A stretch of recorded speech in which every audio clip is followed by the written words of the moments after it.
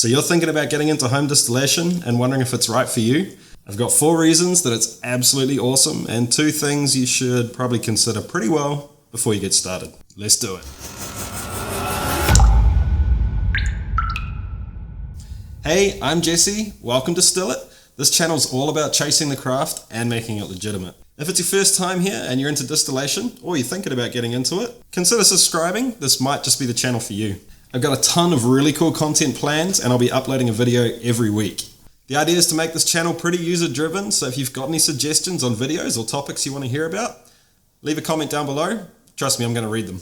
Home brewing and home distillation often have a pretty thick layer of myth and stigma attached to them, so deciding if there's something you really want to get into can be kind of tricky. With that in mind, let's run through a few things that you should really consider before you get into the hobby. After that, we can get into the real fun stuff. Number 1, is it legal for you? There are a bunch of different laws all over the globe in relation to home distillation, so it's really up to you to check what laws pertain to your area and what they say you're allowed to or not allowed to do. Just for an example, some laws say it's straight up off limits. Others say you can do it, but you need to get a permit first. Others are a little bit more lenient. I'm pretty lucky. I live in New Zealand. We arguably have some of the most progressive laws around home distillation in the world. Even so, I needed to think carefully and check things out before I started this channel.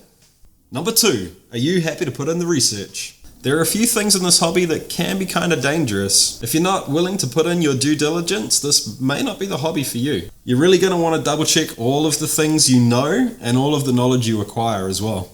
And yes, that means double check everything I tell you.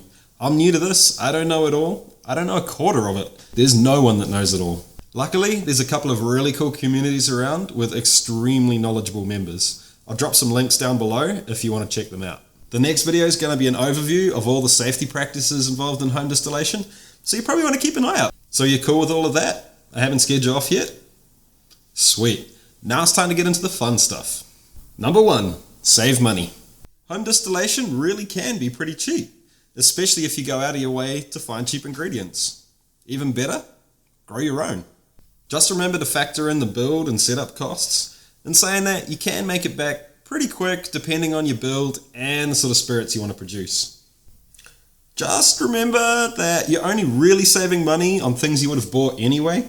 Saying you save money on things you never would have bought is kind of the way that marketers upsell you and make more cash out of you. That kind of leads to number 2 though. Endless variety. You're going to get to drink things that normally would have just been a special treat or totally out of your budget. Hell, if you wanted to, you could get a map and work your way through every single country on the globe trying their national drinks. Huh. That could be kind of a cool YouTube series. Where's my pen?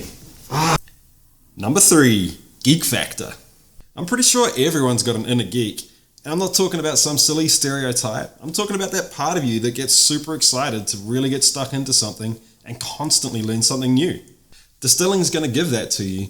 Like I said before, you're never going to know it all. There's always something new to learn. Just for the record, around here, geek is a good word. Problems and mysteries are good because they mean you're going to have to problem solve them. Hell, that's the best part of any hobby, right? Before I get into my favorite point, I wanted to ask you all, what's yours? Why did you get into home distillation? What are you most excited about? Chuck a comment down below. I'm interested to see what you say. Number 4, the craft. Honestly, this is the part that I'm most excited about. Turns out you can make some really good stuff at home. And when I say good stuff, I mean quality. Quality as in as good as commercial products. You know what? Screw that. Better than commercial products. And guess what? You get to make things specifically for you, catered to your exact tastes. Dude, that is like being able to request a run of your favorite spirit with recipe tweaks. Okay, look, I'm not saying the very first thing you're going to make will be absolutely awesome. In fact, it's probably going to be a little bit average. But hey, here's the cool thing. Put a little bit of time, chase the craft, and you're going to be making some really good stuff pretty soon. So there you have it. 2 things to think about carefully, and 4 things that mean that home distillation is a super rewarding hobby. If you're still keen to get involved and you kind of like what I'm doing here, hit the subscribe button down below. Like I said, the next video is going to be a safety overview for all of distillation. probably a pretty good thing to watch. Check it out. For the guys out there that already know this stuff, I know you're not going to learn anything from me right now. I am a new guy after all.